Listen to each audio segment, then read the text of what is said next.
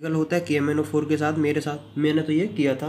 काफ़ी इंटरेस्टिंग रहता है। सबसे पहले मैं समझाऊंगा कि आखिरकार टाइट्रेशन का मतलब क्या होता है, क्योंकि बच्चे इसी चीज़ में कंफ्यूज रहते हैं। कुछ बच्चे होते हैं जो सिंपल सा रट लेते हैं, कुछ बच्चों का रहता है कि आखिरकार उस चीज़ को डीप में जाके समझना। ऐसी मेरी आदत थी, कोई चीज़ समझो तो बहुत अच्छे से समझो ताकि वो चीज़ फील हो जाए। पढ़ाई बोरिंग नहीं लगनी चाहिए, इस बात का भी ध्यान रहना चाहिए।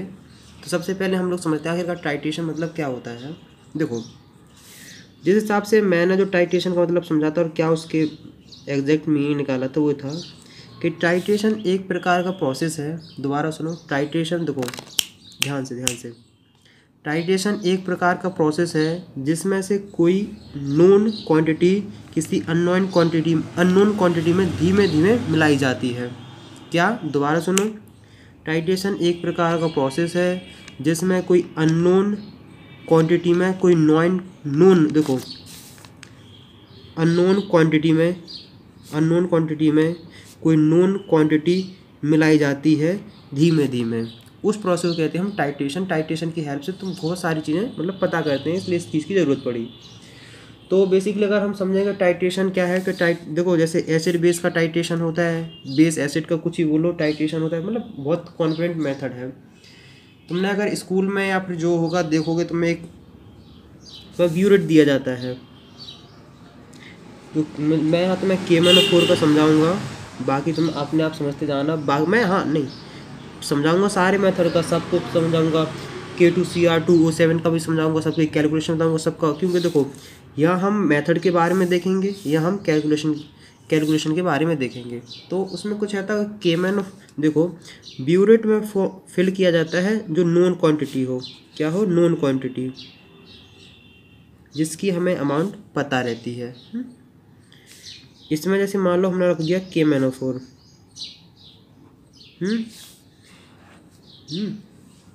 और जो क्या बोलते हैं एक फ्लास्क होता है जिसे कहते हैं टाइट्रेशन फ्लास्क, मतलब ऐसा कांच का बीकर सा रहता है। हमने तो कुछ ऐसा ही किया था। यहाँ एक स्टैंड पे ब्यूरेट लगा रहता है। और इसमें से मतलब धीमे धीमे KMNO4 की अमाउंट इसमें प्योर की जाती है। इस फ्लास्क को जो हम कहते हैं वो कहते हैं टाइट्रेशन फ्लास्क। क्या होता है? Titration flask. यहाँ तक कोई देखो सिंपल से हम शब्दों के बारे में खेल रहे हैं, कोई ज़्यादा परेशान नहीं होना, नहीं तो कोई घबरा जाओ क्या आखिरकार हम लोग किस चीज़ के बारे में बात कर रहे हैं। ये अगर देखना चाहो तो करने में ज़्यादा मज़ा आएगा, बहुत इंटरेस्टिंग होता है। क्योंकि KMNO4 का जो रंग होता है ना उसमें ही बच्चे जैसे देखो जो KMNO4 होता है ना उसको बिल्कुल जामुन जैसा, कभी जामुन खाए हो ना, उस जैसा मुझे मतलब उसी जैसा रंग होता है। मुझे क्या सबको दिखता होगा, मैंने उसको ऐसे याद किया था कि KMNO4 का मतलब कई लोग कहते हैं पर्पल, जैसे मैंने जामुन से याद कर लेते। हाँ जामुन जैसा होता है, क्योंकि थोड़ा फील करके देखो टाइट्रेशन फ्लास्क। जो ब्यूरेट के ये होता है ब्यूरेट, जो ब्यूरेट के अंदर फिल किया जाता है। दोबारा सुनो, जो ब्यूरेट के अंदर फिल किया जाता है उसे बोलते हैं टाइट्रेंट। क्या? जो ब्यूरेट के अंदर फिल किया जाता है उसे बोलते हैं टाइट्रेंट। और जो टाइट्रेशन फ्लास्क के अंदर फिल किया जाता है उसे हम बोलते हैं एनालाइट। जैसे देखो जो स्कूल में कराया जाता है प्रैक्टिकल, उसमें KMNO4 देखो यहाँ टाइट्रेंट क्या होता है, मतलब ब्यूरेट में क्या फिल किया जाता है? टाइट्रेंट यहाँ क्या होता है? KMNO4। और टाइट्रेशन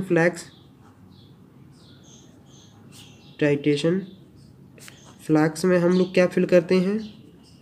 वो हम करते हैं एनालाइट। और यहाँ जो लिया जाता है वो लिया जाता है FeSO4 का सॉल्यूशन। क्या? FeSO4 का हम लोग सॉल्यूशन यूज़ करते हैं। धीमे धीमे सारी चीज़ बताएंगे, कोई घबराने वाली बात नहीं। तो अब ये समझ में आ गया क्या कहेगा? टाइट्रेंट जो ब्यूरेट में फिल किया जाता है उसे टाइट्रेंट बोलते हैं, जो टाइट्रेशन फ्लैक्स में फिल कराया जाता है उसे एनालाइट बोले जाते हैं। जैसे अगर हम टाइट्रेंट बोलें तो KMNO4 बोलते हैं, और एनालाइट बोलते हैं तो FeSO4। प्रोसेस ऐसा होता है कि जो KMNO4 होता है उसमें पर्पल कलर होता है, यहाँ मतलब मार्किंग सी रहती है। धीमे धीमे यहाँ इसको मतलब इसके अंदर प्योर किया जाता है, मतलब डाला जाता है। इसमें ये पता है मतलब अपना रिएक्शन करता रहता। एक टाइम ऐसा आता है कि एक कलरलेस हो जाता है। क्या हो जाता है? कलरलेस। क्या हो जाता है? कलरलेस, मतलब पूरा सॉल्यूशन तुम्हें बिल्कुल कलरलेस दिखेगा, जैसे पानी हो जाता है। तो उसी पॉइंट को हम लोग नोट कर लेते हैं, जैसे बोलते हैं इक्विवेलेंस पॉइंट या एंड पॉइंट। क्या बोलते हैं? इक्विवेलेंस पॉइंट या एंड पॉइंट। इस पॉइंट को पता करके हम जो ये सॉल्यूशन है इसके हम क्वांटिटी के बारे में पता कर लेते हैं, मतलब इसमें कौन सी चीज़ कितनी है। तो अगर तुम इसको और मिलाओगे, अगर जैसे मान लो KMnO4 कलरलेस होगा, जैसे तुम और मिला दोगे तो ये कलरलेस से पिंक में चेंज होना स्टार्ट हो जाएगा, मतलब पिंक होने लगेगा, पिंक कलर सा दिखने लगेगा। तो वहाँ अपन को रोक देना चाहिए। तो इस प्रोसेस को, हम पूरे प्रोसेस को कहते हैं टाइट्रेशन। अब हम सबसे पहले देखते हैं कि अपने पास बहुत सारे ऑक्सीडाइजिंग एजेंट हैं, उनकी हेल्प से हम रिड्यूसिंग एजेंट उन सब के बारे में पता करने वाले हैं। देखो यहाँ रिडॉक्स रिएक्शन में एसिड बेस की तो रिएक्शन करा नहीं रहे हैं, रिडॉक्स रिएक्शन में हम एसिड बेस की तो रिएक्शन करा नहीं रहे हैं।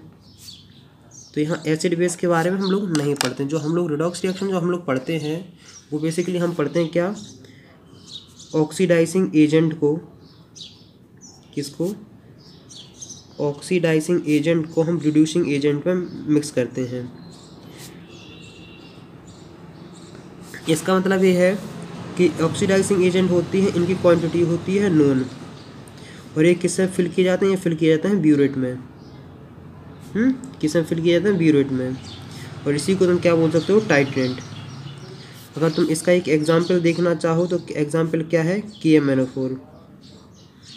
KMnO4 बहुत जल्दी याद भी होता है, तो बहुत स्ट्रॉन्गेस्ट ऑक्सीडाइजिंग एजेंट है और बहुत वर्सेटाइल इसका नेचर है। अब हम आ जाते हैं रिड्यूसिंग एजेंट। रिड्यूसिंग एजेंट की जो क्वांटिटी होती है वो अननोन होती है। इसे हम लोग फिल करते हैं किसके? टाइट्रेशन फ्लैक्स में, टाइट्रेशन फ्लास्क में। और इसे जो हम बोलते हैं उसे बोलते हैं एनालाइट। और इसको अगर तुम ले लो तो बोले तो FeSO4, ताकि अगर मैं क्या बोलता हूँ डायरेक्ट आयनिक फॉर्म में लिखूँगा तो कई बच्चों के होश उड़ जाएंगे, समझ रहे हैं कि नहीं? जैसे अगर मैं इसी को ये बोल दूँ कि रिड्यूसिंग एजेंट क्या है?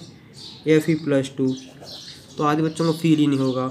इसका अगर मैं ऑक्सीडाइजिंग एजेंट में अगर मैं बोल दूँ कि मैं ले रहा हूँ क्या, सिंपल से अगर मैं थोड़ी भी आयनिक फॉर्म में लिखना स्टार्ट कर दूँगा, मैं बोल दूँगा MnO4-, यहीं से तो तोड़ना स्टार्ट हो जाएंगे। इसलिए अपन को ज़्यादा कठिन नहीं बनाना है। ये तो सिंपल सा मैंने एक एग्जांपल लिया है। Reducing agent, sorry oxidising agent हमारे पास बहुत सारे होते हैं। एक KMnO4 होता है, धीमे धीमे बहुत सारे पढ़ने वाले हैं। देखो अगर रिड्यूसिंग एजेंट तुम लिखना चाहो तो लिखो KMnO4 एसिडिफाइड, लिख लो, ये काम में भी आएगा। एसिडिफाइड KMnO4, एक लिख लिया तुमने, एसिडिफाइड KMnO4। दूसरा है एसिडिफाइड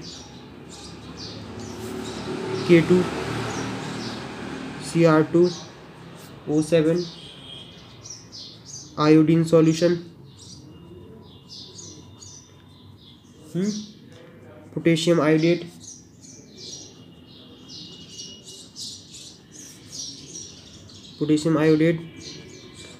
और बहुत ढेर सारे हैं। और अगर तुम रिड्यूसिंग एजेंट की अगर बात करना चाहो कि रिड्यूसिंग एजेंट कौन कौन से हैं, तुम उसमें लिख सकते हो कौन कौन से। जैसे पहला लिखो फेरस सल्फेट, फेरस सल्फेट यही लिखा है, या फिर इसे क्या बोल सकते हैं, Fe+2 फेरस सल्फेट हो गया है। फेरस सल्फेट के बाद जो दूसरा है वो ऑक्जेलिक एसिड है। क्या है? ऑक्जेलिक एसिड है, सबके बताऊंगा, टेंशन नहीं लो। और फिर है सोडियम थाइयो सल्फेट है, पोटेशियम आयोडीन है, पोटेशियम आयोडीन, और भी बहुत सारे हैं, अपन को उतने से मतलब नहीं है। लेकिन बच्चे अक्सर जो किस चीज़ में कंफ्यूज होते हैं वो इस चीज़ में होते हैं। कहाँ होते हैं? सिंपल सी बता देता हूँ, पोटेशियम आयोडेट और पोटेशियम आयोडीन में। इन दोनों चीज़ों को ध्यान में रखना, क्योंकि दोनों शब्द मिलते जुलते हैं। इसको इसमें लिख के चले जाते हैं, इसको इसमें लिख के चले जाते हैं, और फिर सब उल्टा सीधा हो जाता है। चलो हम बात करते हैं पोटेशियम परमैंगनेट के बारे में, KMnO4 के बारे में। इसकी कुछ खास बात है वो हमें याद रखनी है। KMnO4 कि पहली बात इसका वर्सटाइल नेचर है। वर्सटाइल मतलब ये बहुत सारे काम कर सकता है। दूसरी बात स्ट्रॉन्ग ऑक्सीडाइजिंग एजेंट है। दूसरी बात और तीसरी बात है कि इसका डार्क पर्पल कलर होता है, मतलब पर्पल कलर में होता है और ये सेल्फ इंडिकेटर है। मतलब कोई भी केमिकल जब होती है, रिएक्शंस होती है तो इसका खुद कलर होता है तो अपने आप चेंज कर लेता है, जिसको पता चल जाता है कि आखिर केमिकल कंप्लीट, मतलब कोई रिएक्शन कंप्लीट हो चुकी है। जैसे अगर हम सिंपल सा लें कि इसमें बात करते हैं कि एसिडिफाइड, तो इसलिए हम एसिड का यूज़ कर लेते हैं। तो वैसे देखो अपने पास KMnO4 है और हम फेरस सल्फेट के साथ रिएक्शन कराने वाले हैं, क्योंकि अगर मैं इसी चीज़ को किस में लिख दूँ, आयनिक फॉर्म में लिख दूँ, तुम्हारा सिर घूम जाएगा, यकीन मानो। तो हमने सिंपल सा रिएक्शन बड़ी लंबी लग रही है, लेकिन तुम्हारा रियली में वहाँ से सिर घूमना स्टार्ट हो जाएगा। तुम कहोगे आखिरकार हम लोग क्या पढ़ रहे हैं। तो इस बात को थोड़ा ध्यान रखना। तो देखो हम उसी को लेते हैं जिसका ऑक्सीडेशन रिडक्शन हो रहा है। इतनी एक केमिकल रिएक्शन इतनी बार पढ़ चुके तो ऑक्सीडेशन रिडक्शन, ऑक्सीडेशन नंबर तुम्हें आसानी से पता हो जाना चाहिए। देखो ये +2 से +3 जा रहा है तो इसका मतलब क्या है, इसका हो रहा है ऑक्सीडेशन। और जिसका ऑक्सीडेशन होता है वो क्या होता है, एक रिड्यूसिंग एजेंट। क्या होता है, रिड्यूसिंग एजेंट। इसका क्या हो रहा है, बीड़ा गर्क, मतलब रिडक्शन हो रहा है। +7 से +2 पे जा रहा है कि नहीं। तो इसमें हमने क्या देखा है कि ये है, इसका हो रहा है रिडक्शन, और ये क्या है, ये है ऑक्सीडाइजिंग एजेंट। तो हाफ रिएक्शन वाला तुमने मेथड पढ़ा होगा, मैंने काफ़ी अच्छे से पढ़ाया होगा। जिसने नहीं पढ़ा है तो जाके पढ़ सकते हैं कि half balancing half reaction method या फिर आयनिक इलेक्ट्रॉन मेथड, YKP सिंह। इतना सर कोई भी तुम्हारा टॉपिक हो, YKP सिंह सर्च डाल दो आखिरी में तुम्हें वो टॉपिक ईजिली मिल जाएगा, मेरी पूरी जो मैंने वीडियो बनाया है। तो आखिरकार सबसे हम इसको ले लेते हैं और इसको ले लेते हैं। तो हमें सिर्फ देखना है कि आखिरकार देखो MnO4 माइनस, मतलब अगर KMnO4 को अगर तुम ब्रेक करोगे तो ऐसे होता है K+ और MnO4 माइनस। ये कहाँ से कहाँ जा रहा है, ये जा रहा है Mn+2 पे। इसको ये है कौन सी रिएक्शन है, ये रिडक्शन रिएक्शन। इस रिडक्शन रिएक्शन को तुम्हें बैलेंस करना आना चाहिए। मैं डायरेक्ट यहाँ कर देता हूँ, लेकिन क्योंकि अगर बार बार बैलेंस करेंगे तो काफ़ी टाइम खिंचता जाता है, इसलिए मुझे ज़्यादा टाइम लग जाता है। और इसमें बैलेंस करेंगे तो 8H+ हो जाएंगे, +5 इलेक्ट्रॉन हो जाएंगे और +4H2 हो। अब हम ऑक्सीडेशन वाली लिखते हैं। तो ऑक्सीडेशन कहाँ हो रहा है, इसके साथ हो रहा है कि FeSO4 को तुम किस में लिखोगे, आयनिक फॉर्म में लिखोगे तो क्या हो जाएगा, Fe+2 SO4 - 2, ऐसी होगा कि नहीं, कन्फर्म।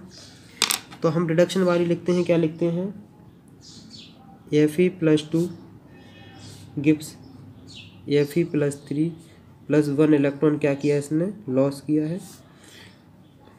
इसको यहाँ के 5 इलेक्ट्रॉन, यहाँ के 5, इसको 5 करने के लिए हम कुछ नहीं 5 से मल्टीप्लाई कर देंगे और दोनों रिएक्शन हम क्या कर देंगे, ऐड कर देंगे। तो हमारे पास सिंपल सी रिएक्शन क्या हो रही है,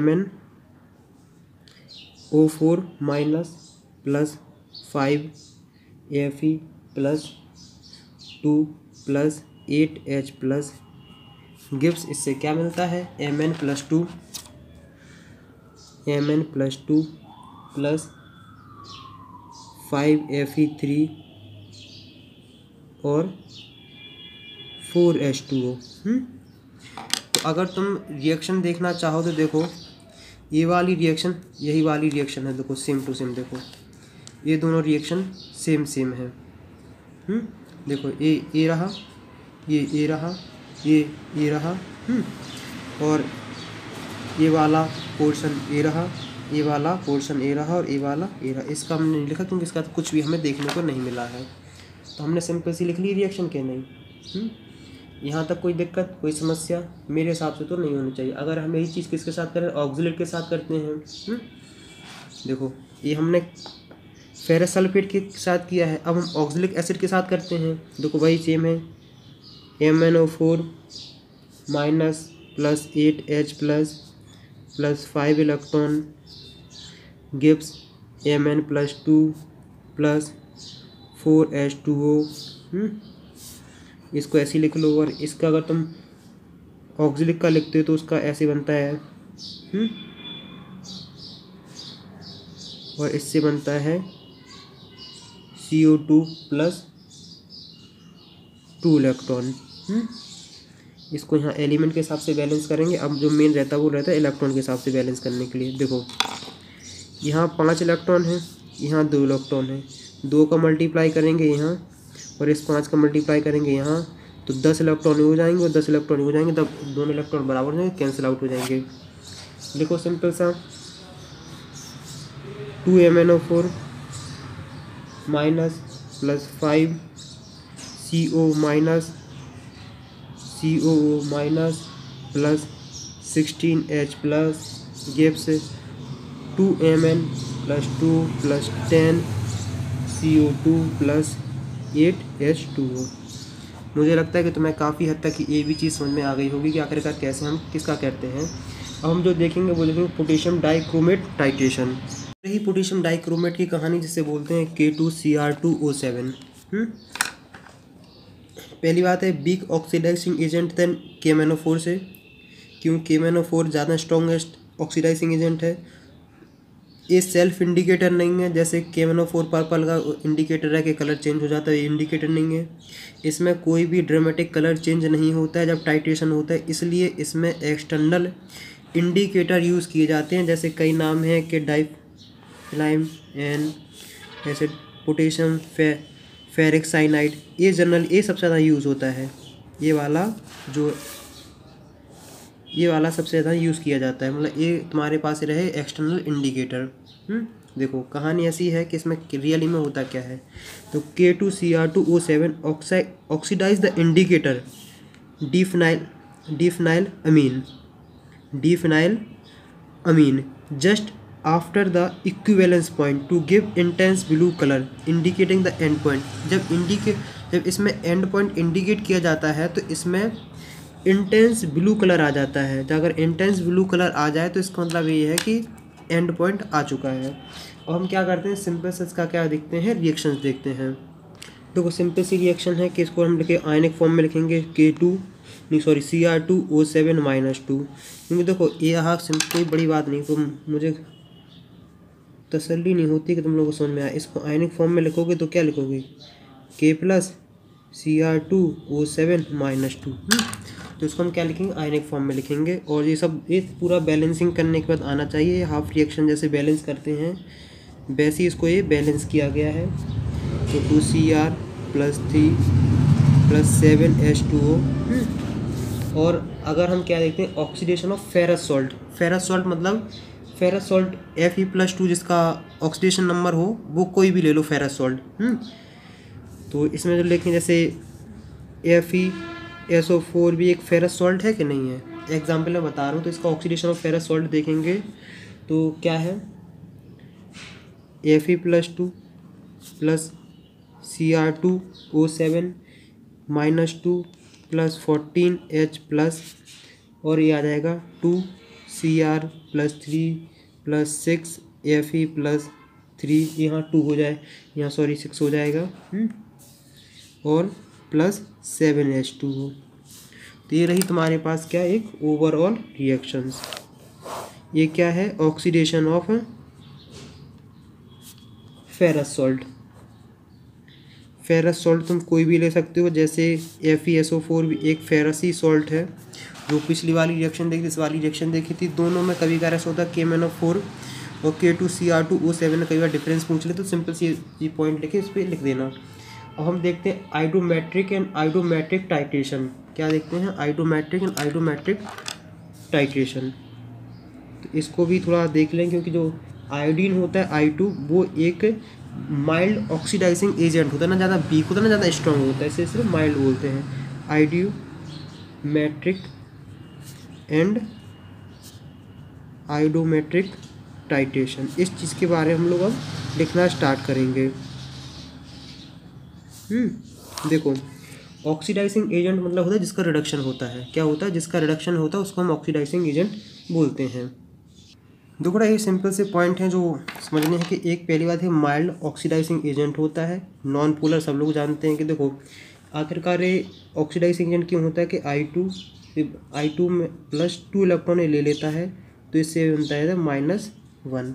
और जो इलेक्ट्रॉन का जो गेन होता है उसे हम रिडक्शन बोलते हैं, इसका मतलब इसका रिडक्शन होता है, या फिर जो इलेक्ट्रॉन गेन करता है उसे हम ऑक्सीडाइजिंग एजेंट बोलते हैं। देखो कई लोगों को ये दोनों लाइन एक मतलब दोनों एक से लग रहे होंगे, दोनों शब्द। देखो बेटा यहाँ सिर्फ आई और ओ में फ़र्क आने से मतलब बहुत कुछ बदल जाएगा, इसलिए इस बात का याद रखना। आई ओ में सिर्फ मतलब बदलेगा और तुम्हारा बहुत कुछ बदल जाएगा, इसलिए यहाँ सतर्क रहना। एग्ज़ाम में ऐसी थोड़ी थोड़ी गलतियों पे पूरा क्वेश्चन काट देते हैं, मतलब जो आईआईटी या जेईई मेंस या नीट होते हैं उसमें लिख देंगे थोड़ा घुमा के, बस बच्चे सोचेंगे वो वाला प्रोसेस ये वाला प्रोसेस, बच्चे कंफ्यूज और वहीं से नंबर कट जाते हैं। देखो अब हम सबसे पहले पढ़ते हैं आयो डी मैट्रिक, जहाँ ये आई है। कहाँ है? जहाँ आई है। इसमें जो होता है इसमें पता है, इस टाइट्रेशन में iodine is directly titrated against reducing agent. मतलब इसमें जो I2 है वो डायरेक्ट टाइट्रेटेड करता है, मतलब डायरेक्ट क्या करता है, titrate with reducing agent, with reducing agent. इस बात का याद रखना। इसमें पता है रिएक्शन कैसी होती है, I2 एक्वेस में, एक्वेस मतलब वाटर का सॉल्यूशन, H2O3 -2 ये भी एक्वेस में है, 2I- ये भी एक्वेस में आएगा, और प्लस S4O6 -2 ये भी एक्वेस में है। इसको किसके साथ टाइट्रेट किया जाता है, वो कहता है स्ट्रॉन्ग रिड्यूसिंग एजेंट। अगर स्ट्रॉन्ग रिड्यूसिंग एजेंट की अगर मैं बात करता हूँ, स्ट्रॉन्ग रिड्यूसिंग एजेंट मतलब जिसका ऑक्सीडेशन होगा, तो स्ट्रॉन्गेस्ट रिड्यूसिंग एजेंट अगर हम बोलते हैं तो वो है सोडियम थायोसल्फेट। क्या है? Sodium thiosulphate. और सोडियम थायोसल्फेट का जो आयनिक फॉर्म है, देखो वो ये ऊपर लिखा है ना, ये इसी का आयनिक फॉर्म है, कोई घबराने वाली बात नहीं, सिंपल सी इसमें रिएक्शन कराई गई है, तो ज़्यादा बिल्कुल ही परेशान नहीं होने वाला। देखो इसमें देखो I2 प्लस सोडियम है Na2H2O3, इसकी रिएक्शन इसके साथ कराई गई और कोई बड़ी बात नहीं है। समझ में आया कि नहीं? तो इसके साथ एक डायरेक्टली टाइट्रेटेड हो जाता है, तो इसलिए इसका नाम रखा है गया ID मैट्रिक टाइट्रेशन। अब देखो अब जो हम दूसरी बात करने वाले हैं वो करने वाले हैं आयोडो मैट्रिक। यहाँ क्या है? यहाँ O है। इस बात का ध्यान रखना कि O और I में तो फ़र्क पता होना चाहिए। इसकी कहानी अब लिखना स्टार्ट करते हैं। देखो इसमें अब कहानी तो मैं इस तरीके से है कि इसमें डायरेक्ट टाइट्रेशन नहीं होता, मतलब डायरेक्ट आयोडीन टाइट्रेटेड नहीं होता है किसी रिड्यूसिंग एजेंट के साथ। तो इसमें इनडायरेक्ट होता है कि देखो सुनो कि जो आयोडीन है वो पहले कहाँ से लिबरेट होता है, कहाँ से निकलता है, ऑक्सीडाइजिंग एजेंट से। फिर जाके ये रिड्यूसिंग एजेंट के साथ टाइट्रेटेड होता है, फिर जाके उसके साथ रिएक्ट करता है। इस टाइप की टाइट्रेशन को कहते हैं आयोडोमेट्रिक टाइट्रेशन। अब एक बात तुम लोगों को क्लियर हो गई कि इसमें दोनों में आयो क्यों किया गया है, कि दोनों में आयोडीन के बारे में हम बात करने वाले हैं। इसमें आयोडीन डायरेक्ट टाइट्रेटेड हो रहा है, इसमें सोचो कि इनडायरेक्ट हो रहा है। अब इसकी जो हम रिएक्शन लिखने वाले हैं, देखो ध्यान से देखो इसमें हम सिंपल सा कुछ नहीं करते हैं। जैसे हमने क्या किया है कि हमने क्या लिया है CuSO4 और इसकी रिएक्शन हमने किससे करा दी है, Ki से। क्या है? Ki से। इससे फिर फॉर्म क्या होता है, Cu2I2 ये सॉलिड में प्लस I2 ये एक्वेस में।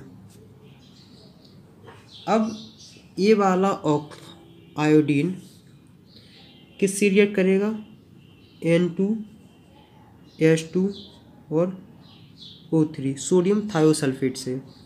क्या रिएक्ट करेगा, I2। और तब जाके Na प्लस Na2S4O6 जाके बनेगा। समझ रहा है कि नहीं?